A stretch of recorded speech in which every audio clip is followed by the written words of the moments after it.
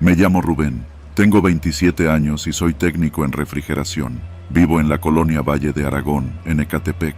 Desde que terminé la carrera técnica en electromecánica en el CSIT, he estado agarrando chambas donde se pueda. Refrigeradores, aires acondicionados, cámaras frías, lo que caiga. Si bien el trabajo es impredecible, hay semanas en las que me va mejor que a un godín con sueldo fijo. Pero eso sí, nunca pensé que una reparación me pondría a pelear por mi vida. Todo empezó un martes, en la segunda sección. Yo ya había recorrido esas calles 1000 veces en la combi o a pie. La señora que me llamó, doña Emilia, decía que su congelador no enfriaba bien. Me contactó por una tarjeta que dejé en la refaccionaria El Compresor, allá por la Avenida Central.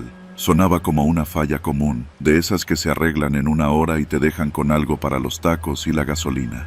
La casa estaba en una calle chiquita, de esas que ni aparecen bien en Google Maps. Fachada humilde, reja pintada con aerosol encima de una capa vieja de pintura blanca y un toldo medio roto colgando en la entrada.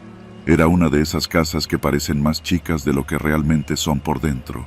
Toqué el timbre y salió un señor flaco, moreno, de barba rala, y con una mirada como si hubiera tenido 1000 desvelos encima. Me saludó sin mucho ánimo, preguntando si yo era el del frío. «Pásale. Allá atrás está el aparato», me dijo sin mirarme mucho.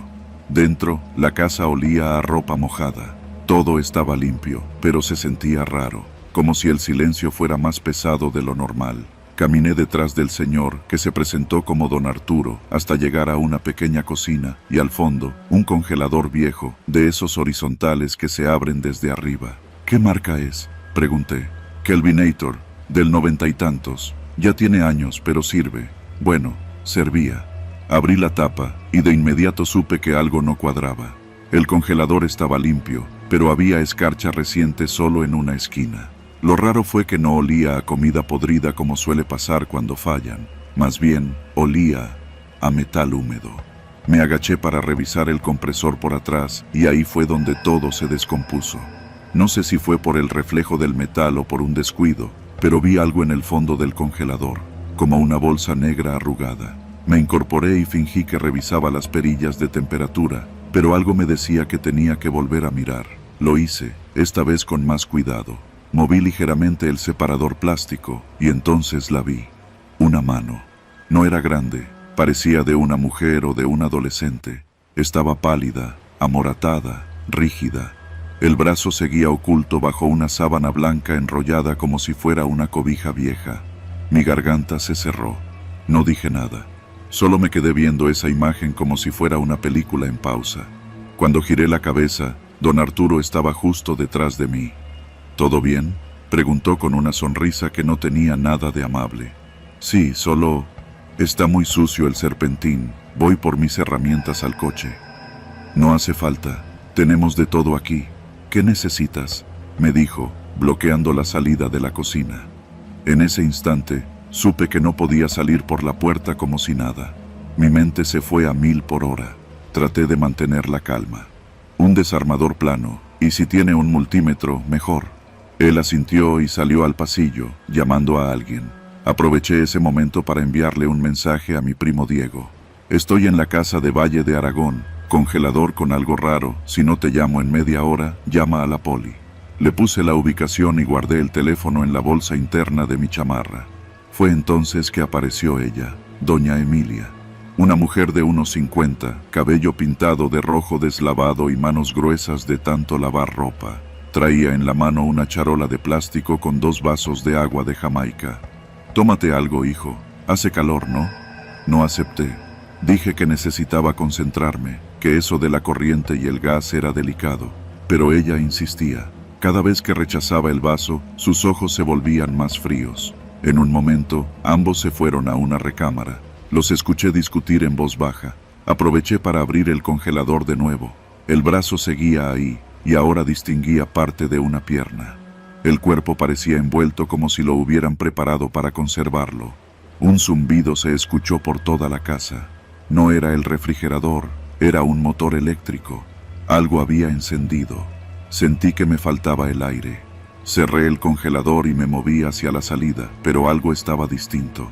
La reja de la entrada tenía ahora un candado grueso por dentro. Me estaban encerrando. Caminé de vuelta a la cocina como si nada.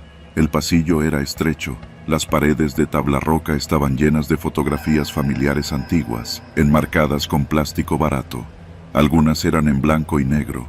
En todas siempre estaban los mismos dos, don Arturo y doña Emilia, pero con diferentes personas al lado. Siempre alguien distinto y más joven.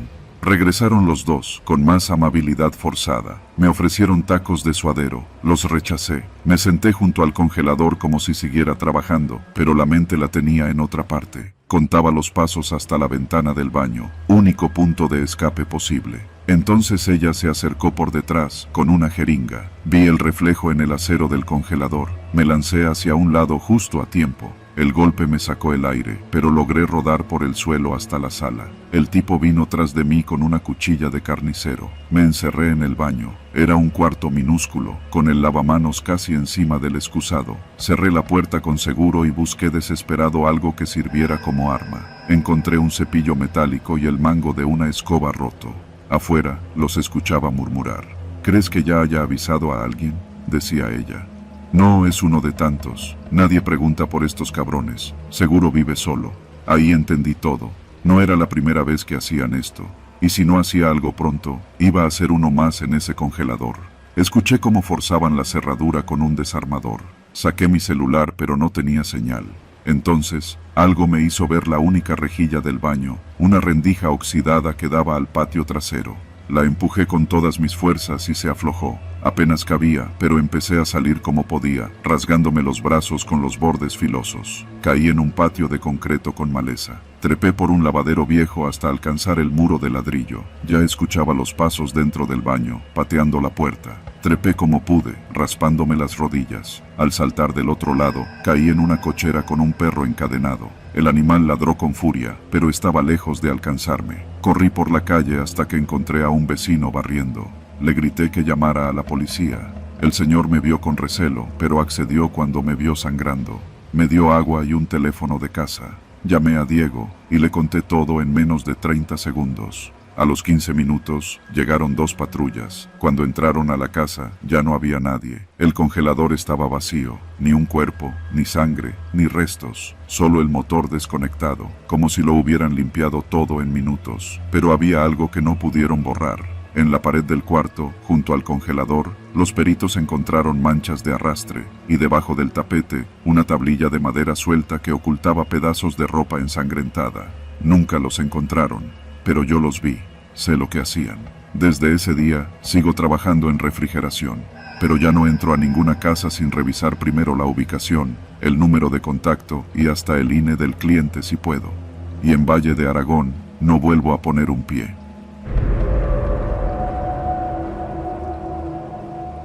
Mi nombre es Laura. Tengo 36 años y vivo con mi hija Camila, de 8, en la colonia Hank González, en Ecatepec. Soy madre soltera, como muchas mujeres por aquí. Trabajo en un call center en Santa Clara, y la mayoría de los días llego a casa cerca de las 9 de la noche, agotada, con la cabeza hecha trizas por los clientes y el tráfico del circuito exterior mexiquense. Mi vida, hasta hace poco, era bastante rutinaria. Trabajo, escuela, comida rápida y a dormir. No me quejaba demasiado. Una se acostumbra. Pero hubo una noche que partió mi existencia en dos. Todo comenzó con un sonido. No fue nada extraordinario, solo un golpe seco sobre el techo de lámina. Vivimos en la parte alta de una casa dividida en 3 secciones. Nuestro techo no es plano, sino una combinación de lámina, concreto y pedazos de tabla que el casero nunca arregló del todo. En Hank González eso es lo normal, un mosaico de casas improvisadas, cables colgantes y techos con tanques de agua oxidados. Era un lunes, de esos en los que el calor no deja dormir y los perros ladran por todo. Escuché el golpe mientras intentaba conciliar el sueño. Pensé que sería un gato, tal vez un mapache, pero luego vino el crujido, como si alguien caminara sobre las láminas, con cuidado, como midiendo sus pasos. Apagué la televisión y me quedé inmóvil. Camila ya dormía en su cuarto, aferrada a su peluche. Me acerqué a la ventana, corrí ligeramente la cortina y vi algo que no debía estar ahí. Una silueta. una figura agachada sobre el techo del vecino, apenas iluminada por la luz del poste de la esquina, que parpadeaba como si supiera que debía fallar en ese momento exacto. No grité.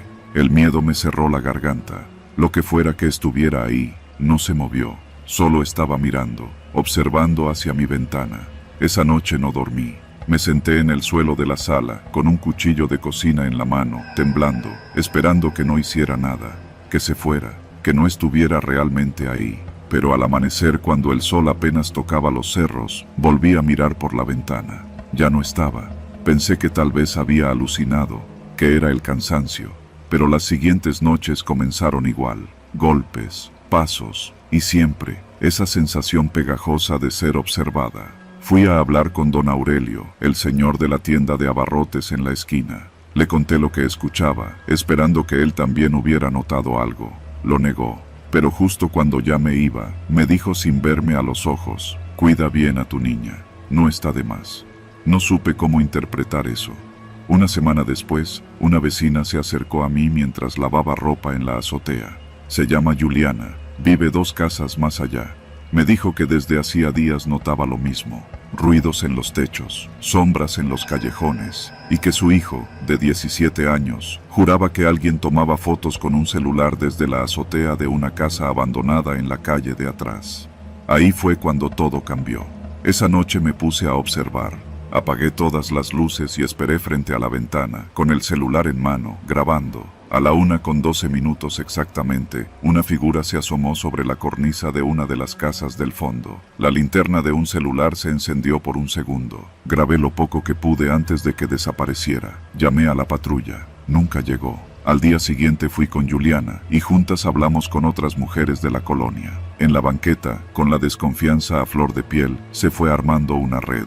Primero 5, luego 8. Pronto éramos 14 vecinas, todas madres, todas hartas. Nos organizamos por turnos nocturnos. No teníamos muchas herramientas, linternas, bates, cámaras de celulares viejos. Creé un grupo de WhatsApp y le pusimos Las del Techo. Una madrugada, cerca del martes, sonó el primer mensaje de alerta en el grupo. Mari, de la Casa Amarilla, escribió: se ve una sombra, techo de la casa de la esquina, trae mochila.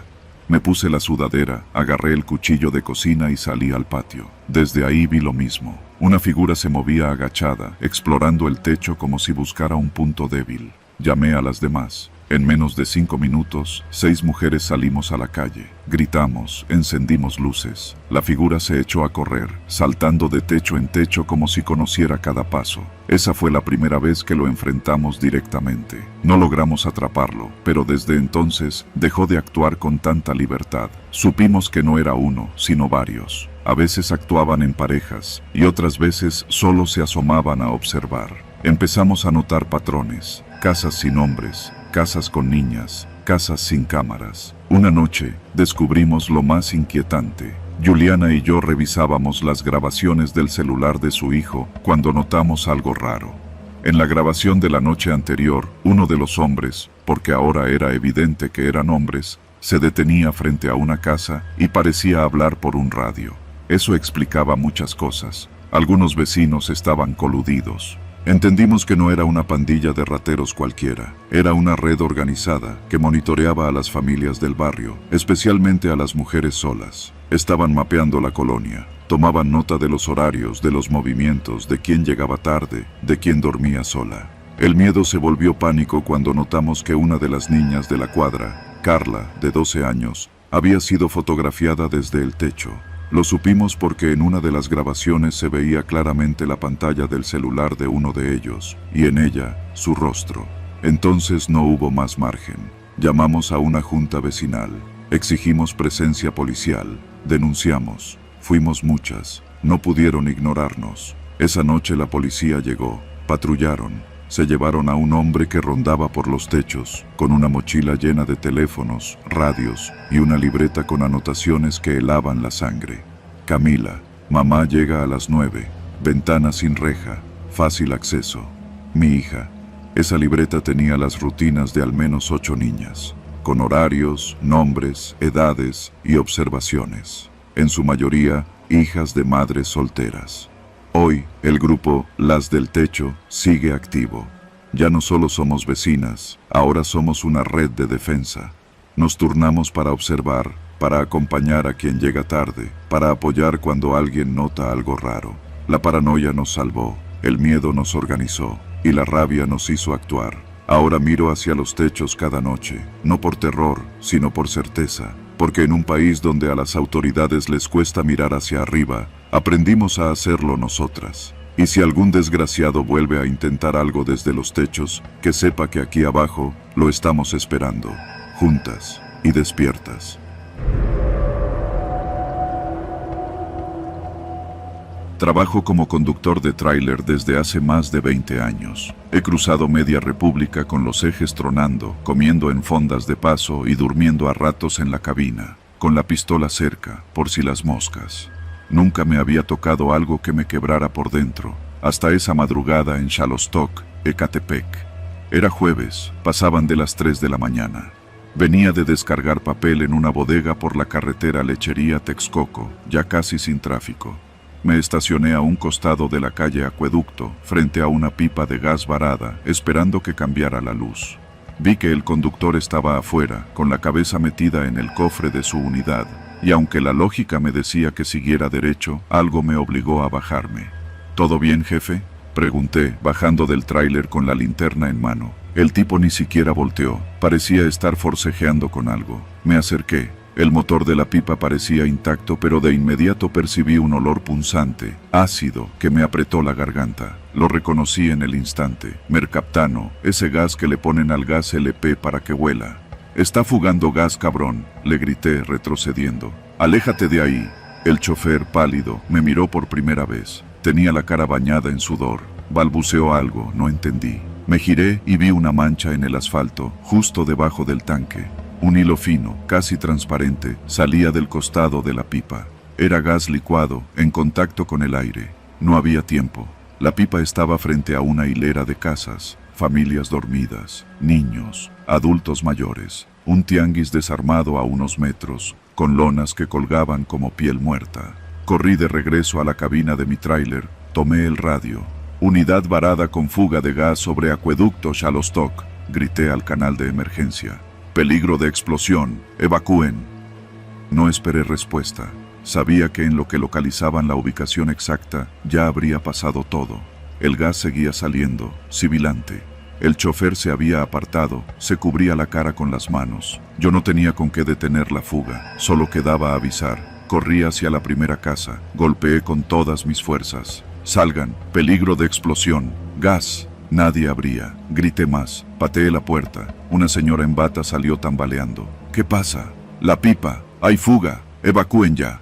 Apenas terminaba de hablar cuando el gas se volvió casi visible, como una niebla leve que se arrastraba por el pavimento. A esa hora hacía frío, lo que lo mantenía cerca del suelo. No tardaría en encontrar una chispa. Me moví a la siguiente casa, luego a la otra. Golpeaba, gritaba, rogaba. Algunos salían, otros no entendían. Una señora me gritó que me fuera, que estaba loco. Otra se puso a llorar. Un señor con bastón se resistía, hasta que lo jalé a la fuerza. «No hay tiempo», le grité. Alguien encendió una luz en la calle. Otro prendió una moto. Le grité que la apagara, que no encendiera nada. La gente empezaba a salir, confundida, con cobijas, niños en brazos, mochilas apresuradas. En ese momento escuché un clic. Alguien había encendido un interruptor. Nada pasó.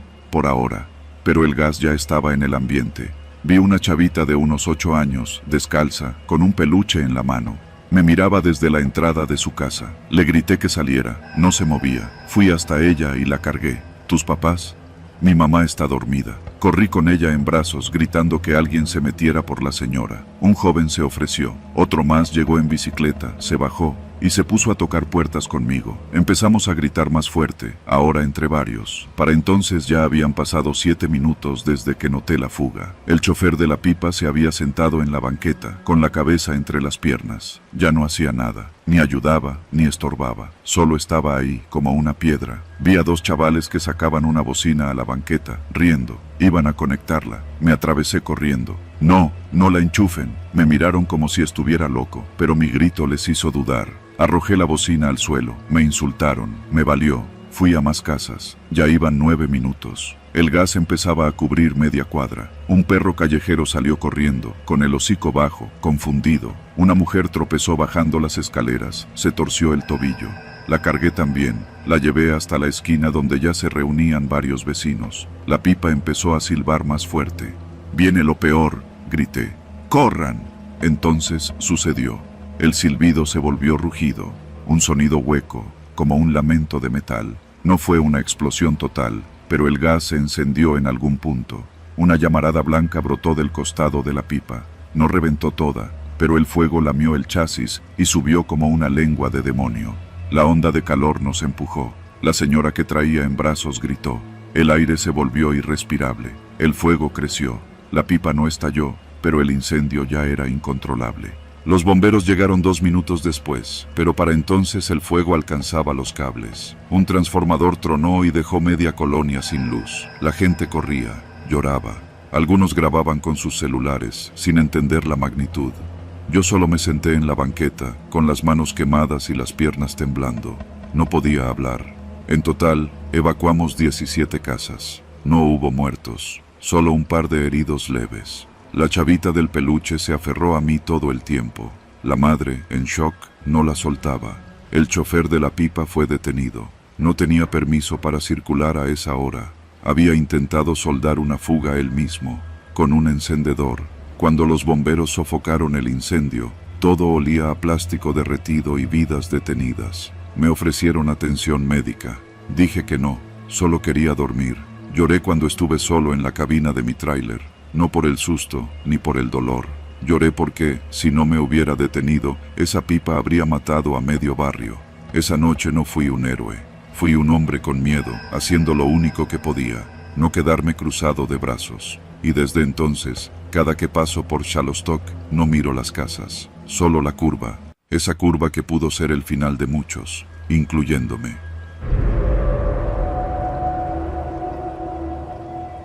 Me llamo Ángel y tengo 17 años. Nací y crecí en Progreso Nacional, allá por las calles polvosas donde los postes de luz a veces sirven y a veces solo están para adornar. Mi familia tiene un taller mecánico pequeño, lo suficiente para mantenernos a flote. Mi jefa es la que cobra, mi jefe es el que grita y yo soy el que aprende, o al menos intento. Ese día salí tarde de la escuela. Traía en la mochila unos libros que ni alcancé a abrir porque me quedé dormido en la biblioteca. Mi maestro de dibujo me había dicho que si no mejoraba el rendimiento, me iba a tronar, y yo ya tenía demasiadas materias arrastrando. Me costaba, lo admito, pero también tenía que ayudar en el taller, sobre todo cuando mi jefe se ponía malo de la presión. La rutina era simple: salía del CECITEM, caminaba hasta la calle principal, tomaba el camión y me bajaba frente a la tienda de Don Polo. De ahí, 10 minutos a pie por la calle Pino y directo al taller. Pero ese día me pareció buena idea cortar camino por la parte arbolada que queda entre la Avenida del Trabajo y el Paso del Canal.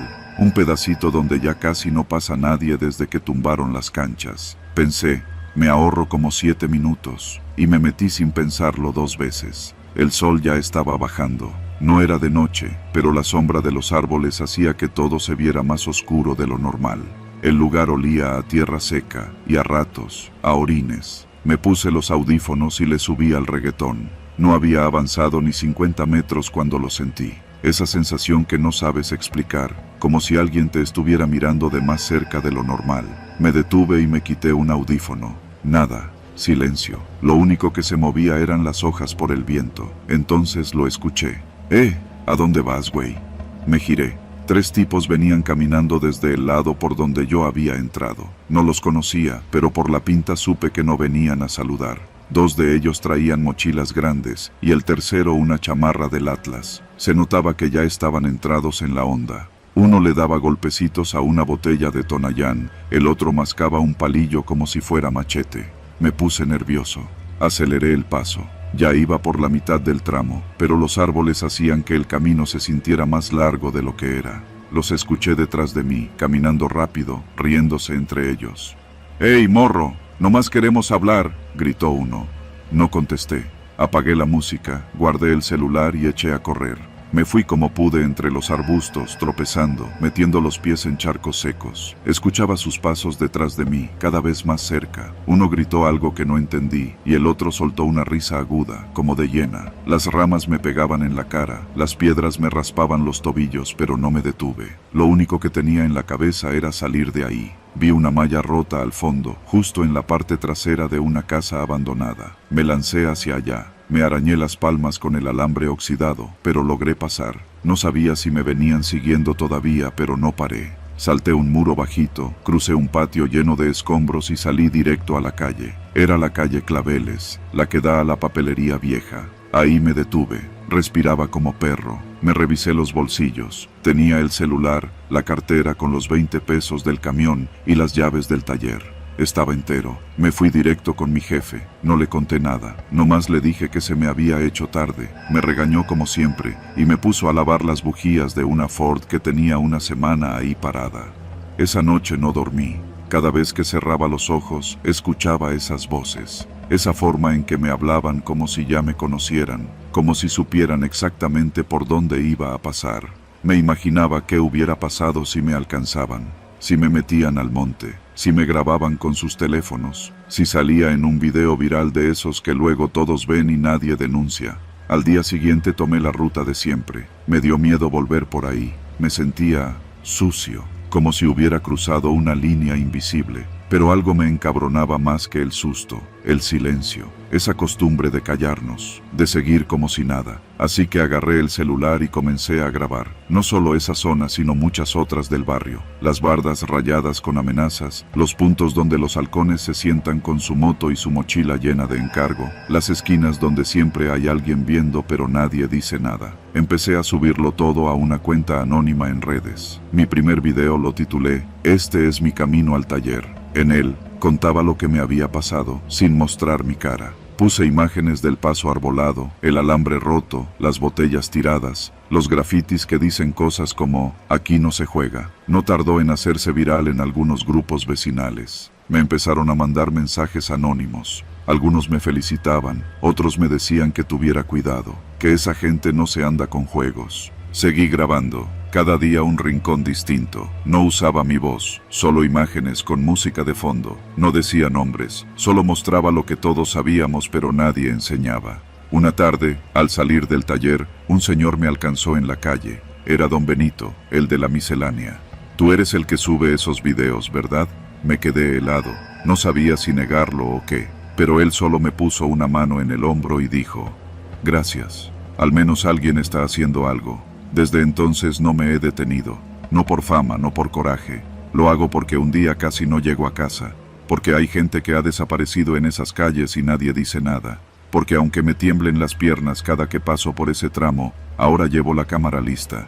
Y si alguien me pregunta por qué lo hago, solo contesto: porque yo sí regresé, y otros, no.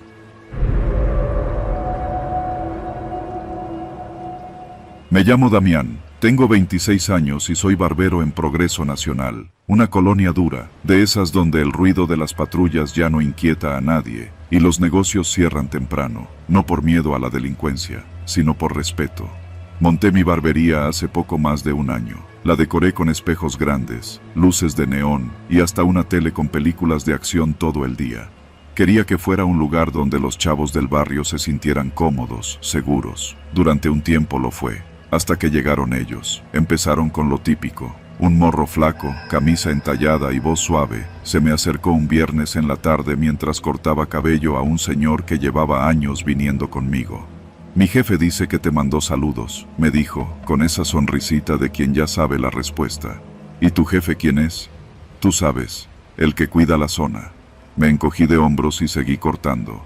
El señor me hizo una seña rápida por el espejo: «No digas más».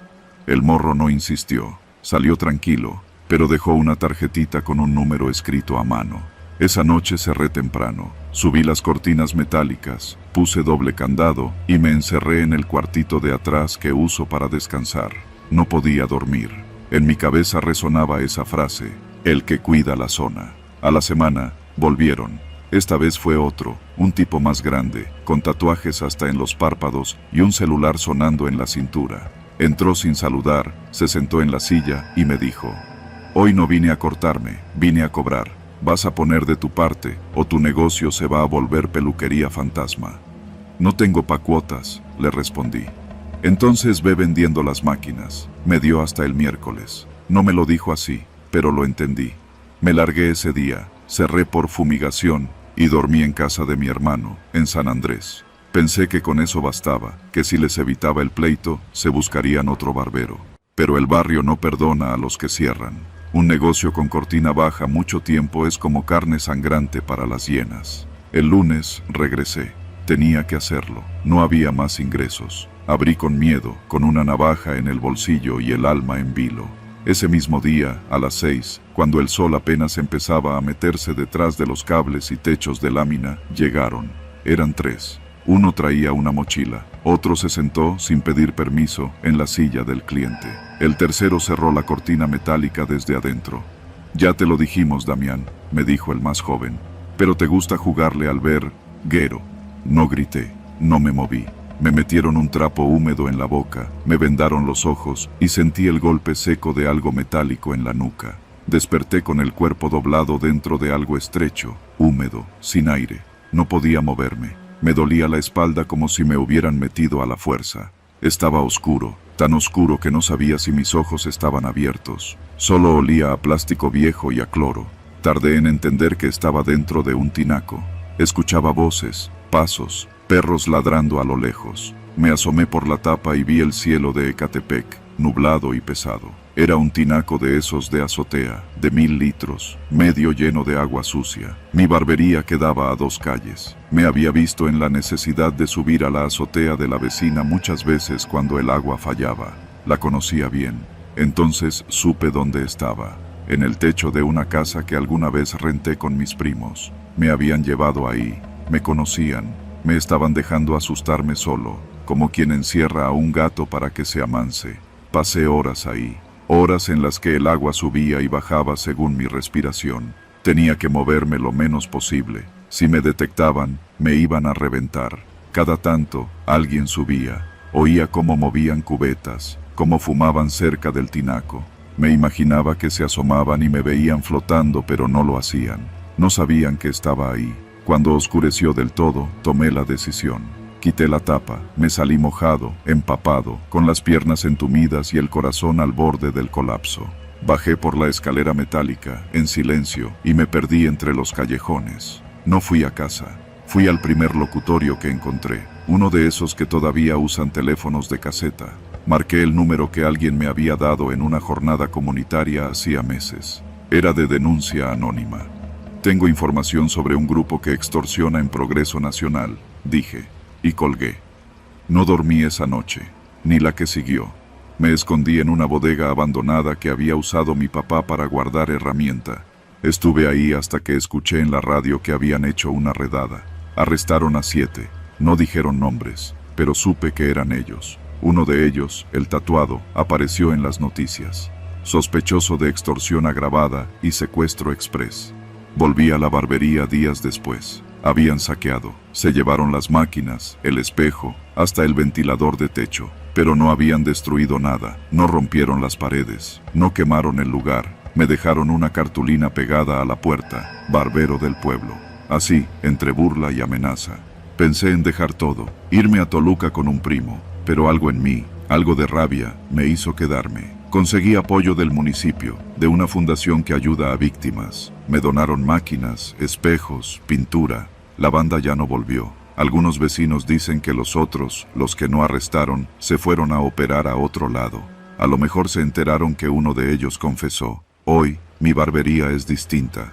Puse una cámara afuera. La tele sigue prendida todo el día, pero ahora pasa noticieros. A veces viene gente de otras colonias. Dicen que aquí se sienten seguros, que ya no hay cuotas, que el barbero se chingó a los malos. Y sí, a veces, mientras corto el cabello de algún morro que antes ni me saludaba, veo por la ventana a los mismos vecinos que callaron durante meses. Hoy me sonríen, me invitan a comer, me traen tamales los viernes. No dicen mucho, pero sé que están agradecidos. A mí todavía me tiembla el cuerpo cuando escucho una moto pasar despacio.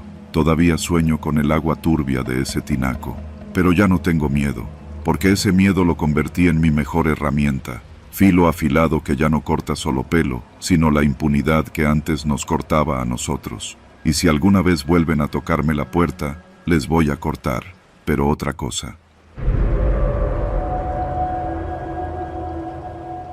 Me llamo Hugo, tengo 36 años y vivo en la colonia El Tejocote, en Ecatepec, con mi hijo Emiliano, que apenas tiene 5. Desde que murió su mamá hace 2 años, yo me las he arreglado como puedo para mantenernos. Trabajo como ayudante en una recicladora cerca del bordo de Xochiaca, y cuando no hay chamba, pues de lo que caiga, electricidad, fontanería, reparaciones menores. Esa noche empezó como cualquier otra. El cielo estaba negro desde temprano, y el aire ya olía a tierra mojada. Yo andaba revisando una fuga en el baño mientras Emiliano veía caricaturas en el celular.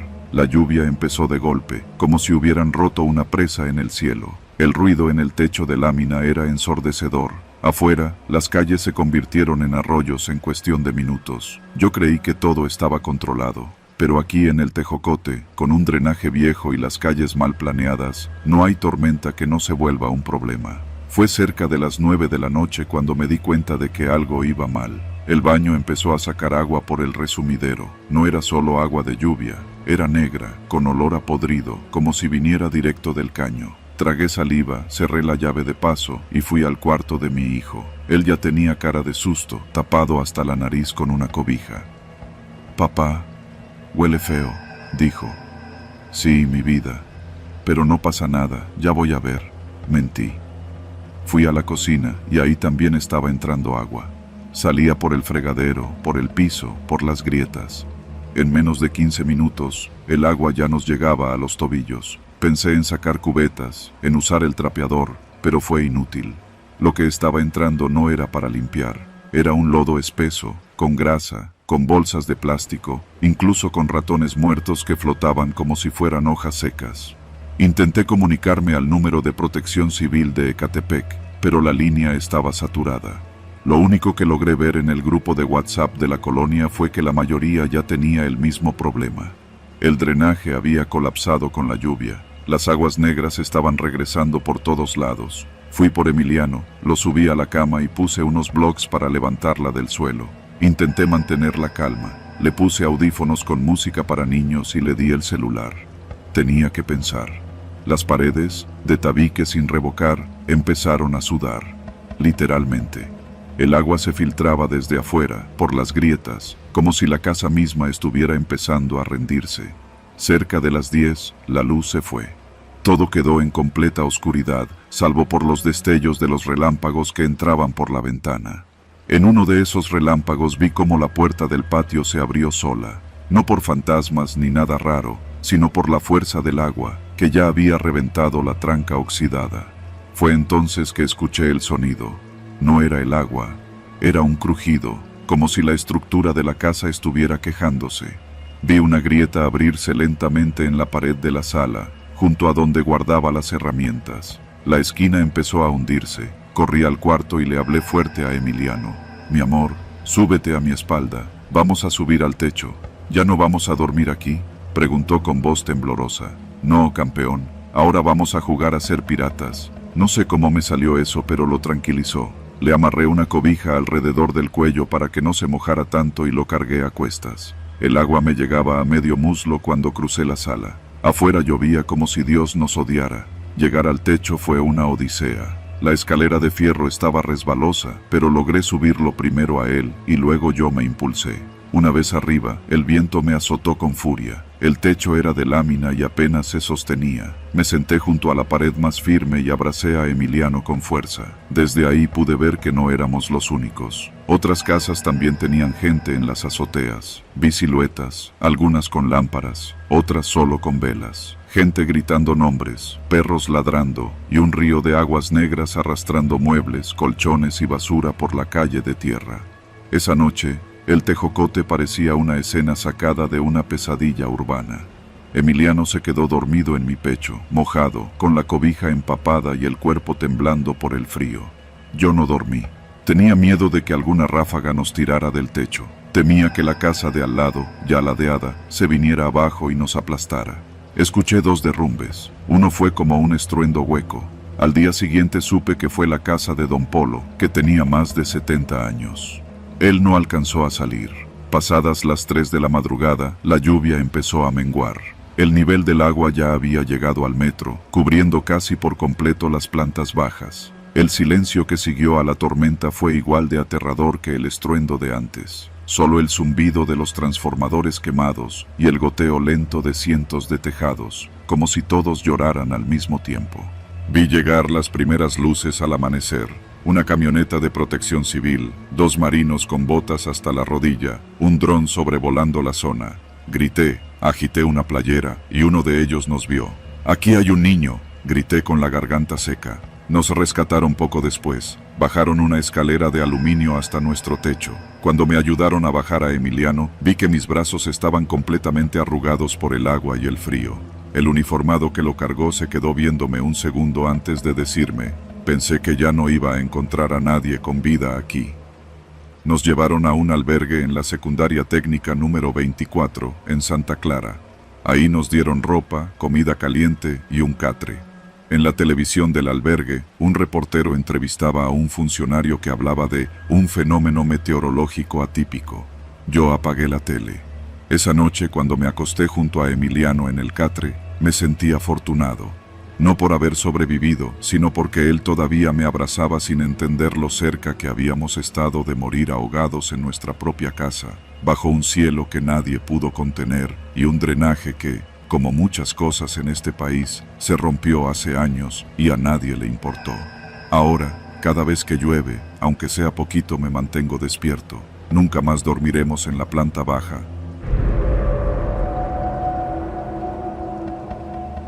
Me llamo Valeria.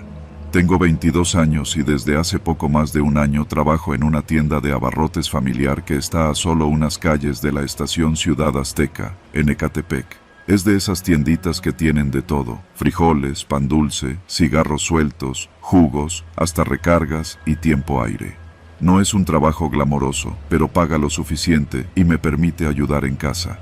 Además, conozco a la mayoría de los vecinos. Algunos vienen diario, otros solo cuando no quieren ir hasta el Soriana o el Bodega Aurrera. La tienda se llama Abarrotes Lupita, por mi abuela, y desde que ella falleció, me hice cargo junto a mi primo Rodrigo. Él maneja el almacén y yo atiendo la caja. Todo marchaba normal, como siempre, hasta que empezaron a desaparecer clientes. Primero fue don Efraín, un señor mayor que vivía solo en una vecindad cerca de la avenida central. Venía casi todos los días a comprar su cerveza y unas galletas de animalitos. Un día simplemente dejó de venir. Su ausencia no nos pareció rara de inmediato, pero luego supe por la señora Carmen que no había vuelto a su casa y que la policía había ido a buscarlo, sin resultado. Días después, otra clienta desapareció, Karina, una madre joven que venía por la leche de su hijo cada mañana. La misma historia. Nadie la volvió a ver. En la colonia empezaron los murmullos, que si se estaban robando a la gente para vender órganos, que si eran los narcos, que si la policía estaba metida. Pero como siempre pasa, la vida siguió. La gente tiene que comer, ir a trabajar, recoger a los niños de la escuela. Yo empecé a notar un patrón. Antes de desaparecer, ambos clientes recibieron llamadas extrañas mientras estaban en la tienda. Lo sé porque vi sus reacciones. Don Efraín parecía confundido, como si le hubieran dicho algo urgente. Karina salió hablando con voz temblorosa diciendo: «No, por favor», una y otra vez. Luego ya no los volvimos a ver. Lo que me hizo tomarlo en serio fue lo que le pasó a uno de nuestros repartidores, Gerardo, que traía refrescos y botanas de la central de abastos. Un tipo fuerte, de carácter alegre. Una tarde me dijo que un tipo lo había interceptado afuera de la tienda, preguntándole su nombre y con qué frecuencia venía a dejar mercancía. A los 2 días, su camioneta apareció abandonada en el bordo de Xochiaca, con el parabrisas reventado y sin rastro de él. Esa noche no pude dormir. Me encerré en mi cuarto, con la cabeza dándole vueltas a todo. Luego recordé algo. Hace unas semanas, nos habían instalado una nueva línea de teléfono en la tienda, cortesía de una promoción de internet que contrató mi primo. Y con ella, empezó a sonar seguido, pero cuando contestaba, nadie respondía, solo una respiración lenta, pesada. Pensé que era un error del sistema o alguna broma. Ahora no estaba tan segura. Decidí grabar esas llamadas. Usé una vieja grabadora de casetes de mi abuela. Durante 3 noches, contesté cada llamada y grabé todo. La tercera noche, una voz por fin habló. Era un hombre. Su voz era ronca pero firme, y dijo algo que me dejó paralizada. Si quieres seguir viva, cierra la boca. Colgué de inmediato y borré los registros del teléfono. Mi primo me dijo que probablemente era un extorsionador. Aquí en Ecatepec, eso es más común de lo que uno quisiera. Pero algo en su tono, en esa voz, no era una amenaza común. Sentí que sabía quién era yo, dónde vivía, con quién hablaba. No lo podía dejar así. Me puse a investigar. Fui al mercado de las Américas, donde mi abuela compraba antes, y me encontré con un señor que vendía celulares usados. Le pregunté si sabía algo de los extorsionadores. Me miró serio, bajó la voz y dijo que en la zona había una red que operaba desde hace años, que tenían halcones en cada calle y que usaban las tienditas para ubicar víctimas. Pero tú no lo oíste de mí, dijo antes de echarme del puesto. Ahí supe que necesitaba ayuda de alguien más. No podía confiar en la policía. Entonces pensé en un periodista local que solía venir por su coca y su cigarro Lucky. Se llama Ulises. Trabaja en un portal independiente de noticias vecinales. Lo contacté en secreto. Le conté lo que sabía. Le enseñé las grabaciones. Se puso pálido. Valeria, esto es grande. Si tienes razón, hay una red operando aquí mismo. Empezamos a trabajar en secreto. Ulises me prestó un micrófono más profesional para grabar las siguientes llamadas. Aprendí a guardar los audios en USBs y ocultarlos bien. Poco a poco, fuimos armando un pequeño archivo con evidencias, placas de coches que aparecían seguido frente a la tienda, rostros captados por las cámaras del Coppel de la esquina, llamadas con amenazas cada vez más específicas. Todo apuntaba a una célula criminal que operaba desde un local aparentemente abandonado, justo en la colonia Valle de Aragón. El día que íbamos a entregar el archivo completo a una reportera de Televisa que Ulises conocía, algo pasó.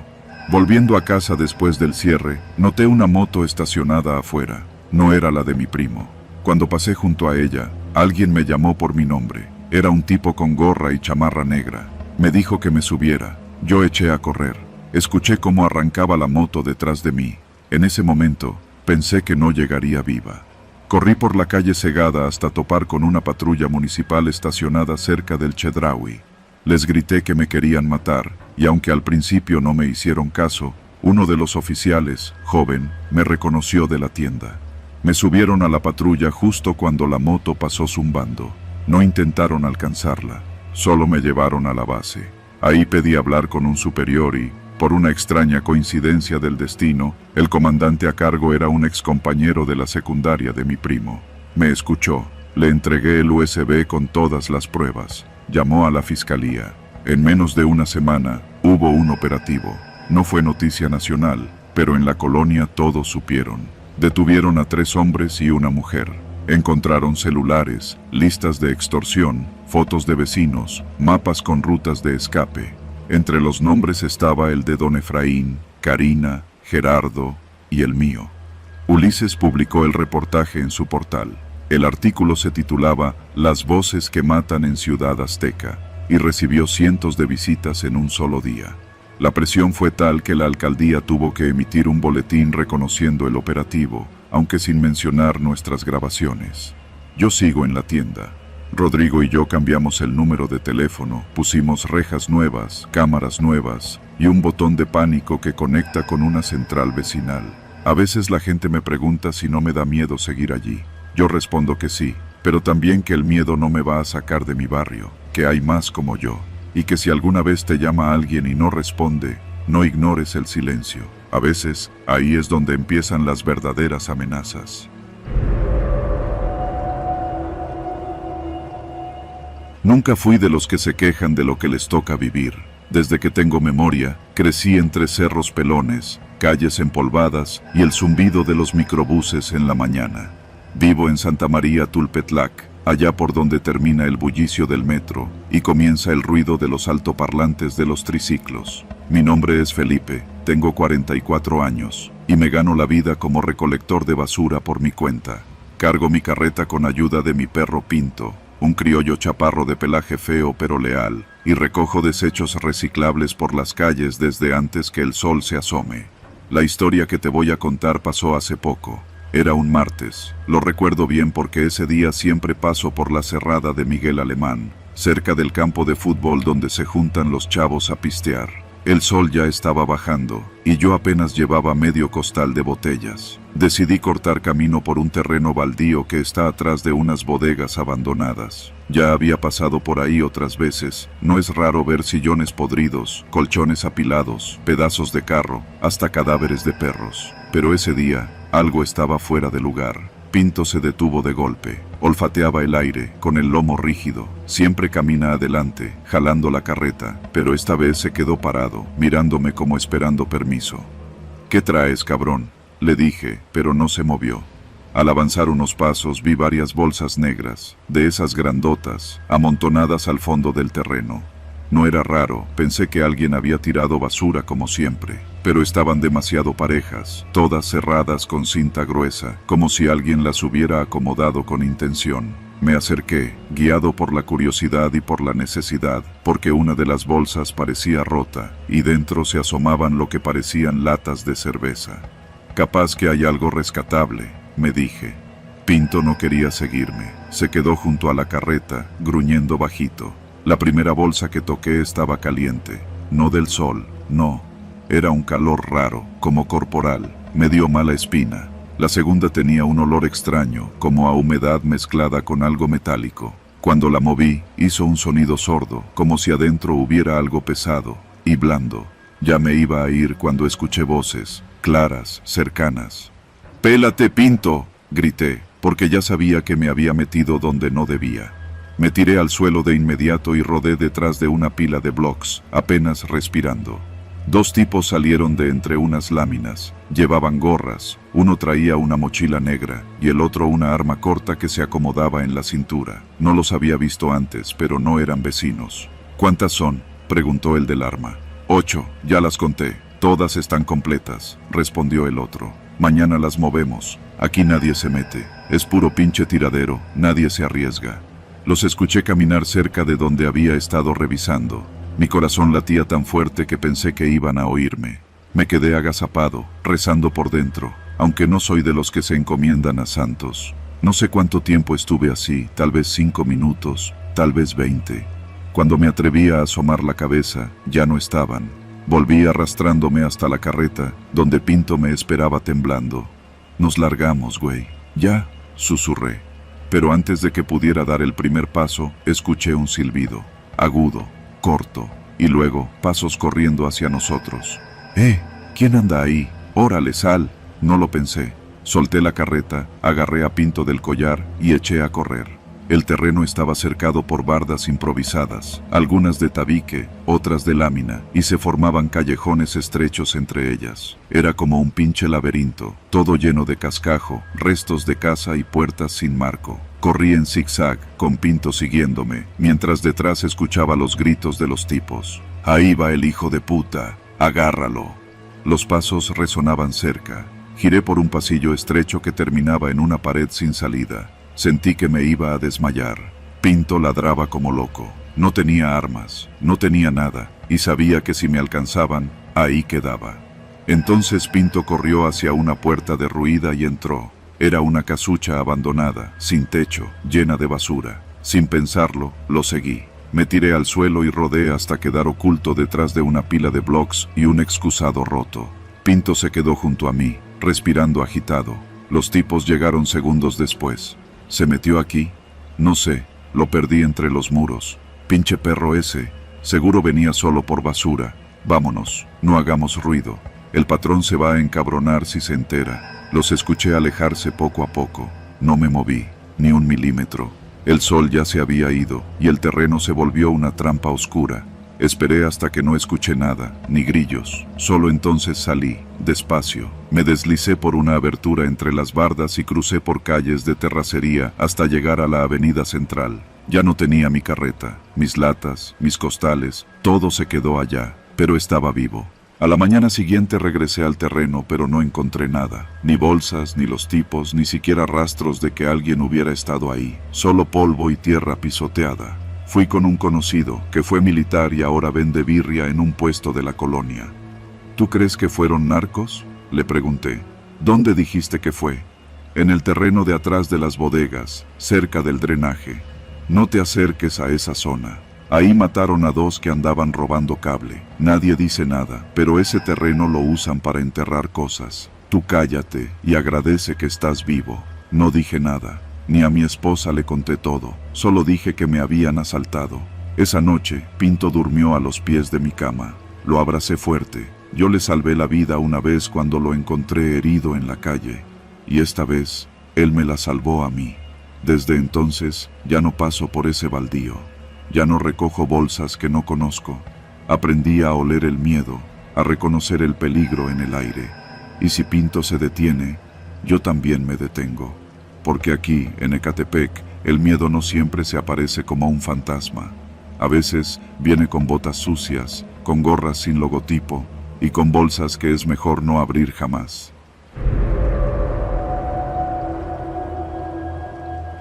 Yo soy Jacinto, pero la mayoría me conoce como el güero de la ruta. Llevo más de 10 años manejando la combi de la línea que corre de San Andrés de la Cañada hasta el metro Ciudad Azteca. Quien conoce Ecatepec sabe que no es terreno fácil. Aquí hay que tener ojos en la nuca y los pies listos para correr. Pero esa noche, ni toda mi experiencia, ni mi instinto callejero me prepararon para lo que nos pasó. Era un martes cualquiera. Ya pasaban de las 9 cuando di la última vuelta.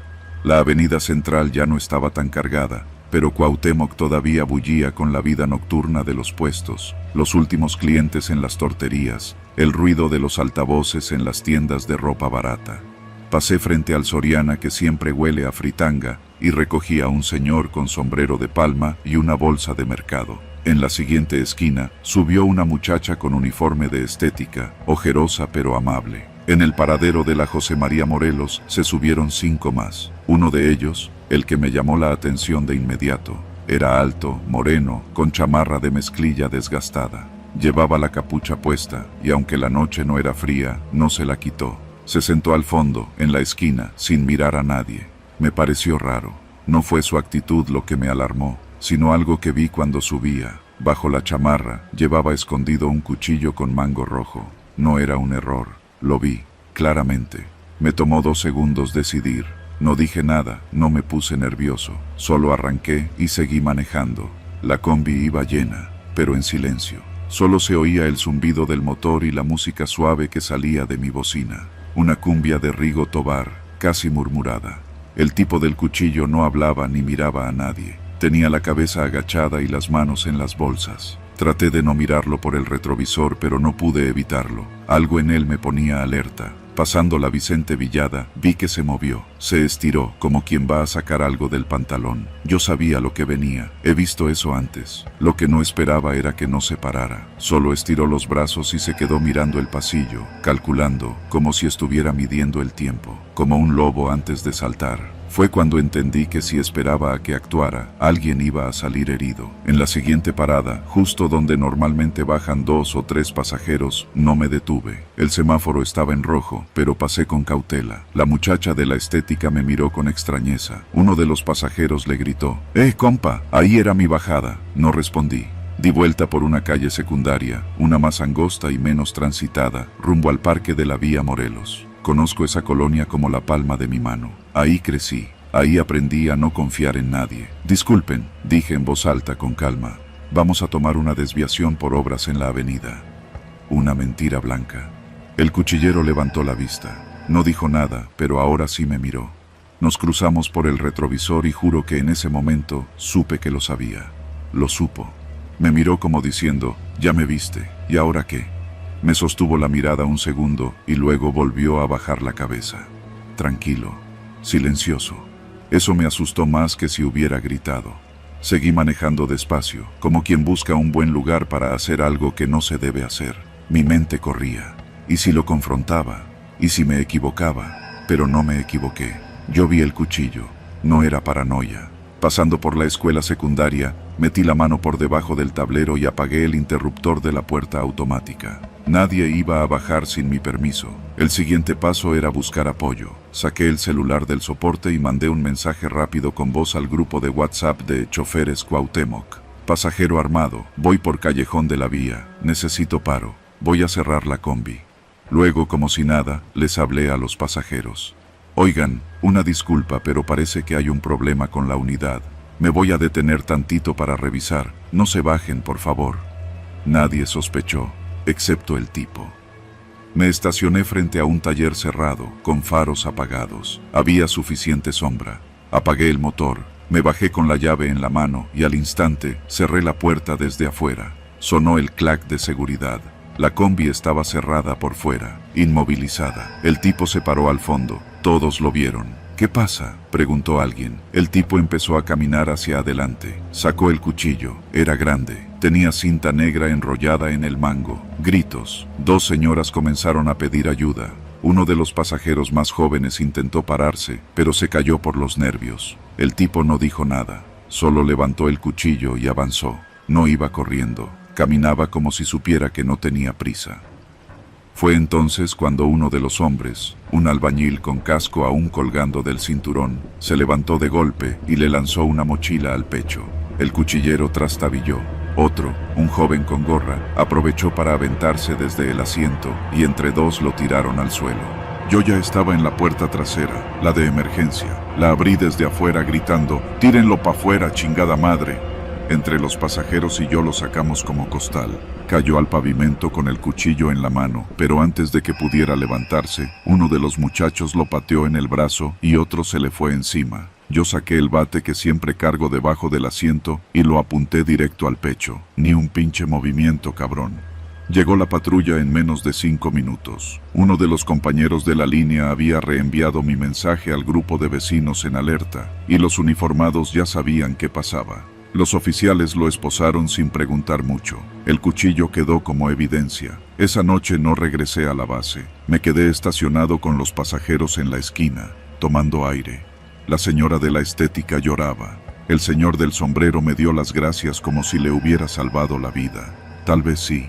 El albañil, con las manos raspadas, se sentó en la banqueta a fumar en silencio. Nadie tenía palabras. Nadie sabía cómo sentirse. Fue real. Nos pudo haber tocado a cualquiera. Una semana después, me llamaron de la línea. Me ofrecieron un reconocimiento simbólico. El güero evitó una tragedia, decían. Me invitaron a una junta donde me aplaudieron, pero yo no fui. No tenía ganas. Desde entonces, manejo igual, la misma ruta, la misma combi, pero ya no dejo que nadie se siente al fondo. Y cada que alguien sube con la mirada baja y las manos escondidas, mi mano va al seguro de la puerta.